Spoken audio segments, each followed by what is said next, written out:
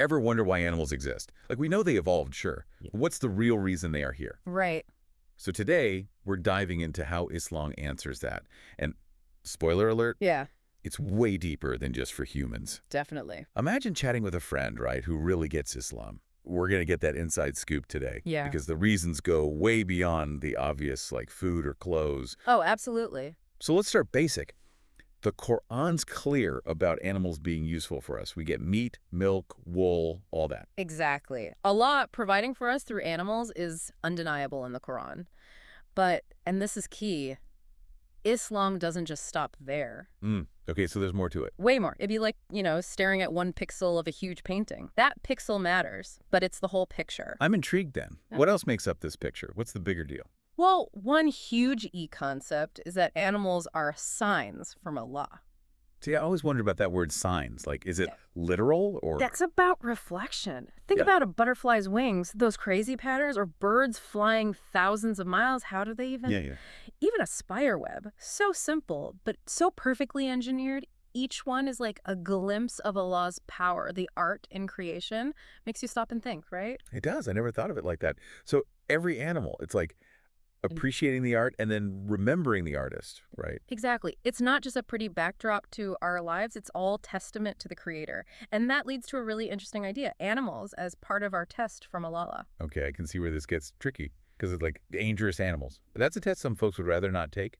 Of course. But see, Islam puts it in the context of faith, of submitting to Allah's will, whatever that may be.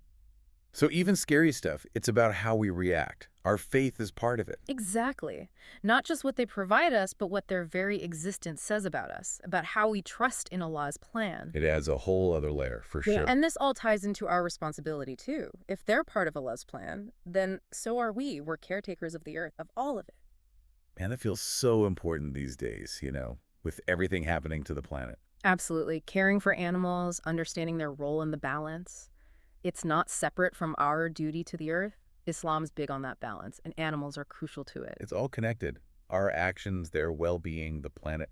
One thing I found really interesting was this idea of animals having emotions, even souls. What's Islam's take on that?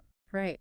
It's fascinating. So while humans are unique spiritually, Islam recognizes that animals do have souls, though different from ours. So they're not just robots. Not at all. They feel joy, pain, they bond with each other, with us.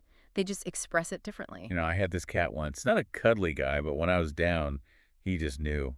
Made me wonder what was going on in that furry little head. Exactly. And that's what's so amazing about this whole topic. So to sum up this whole amazing picture. Islam's view on animals is deep. Food, sure, but also they make us reflect, they test our faith, they're vital to the earth, and they can even touch our hearts. Makes you see the world differently, like it's all connected. Exactly. And it leaves us with so much to think about. Like, if these are signs from Allah, what can we learn by really studying them? Their behavior, how they fit in? That's worth exploring. I love that. Definitely makes you think twice next time you see a bird or something, Thanks for this chat. It was really eye-opening. My pleasure. And to everyone listening, keep those brains buzzing. Till next time. Ever wonder why animals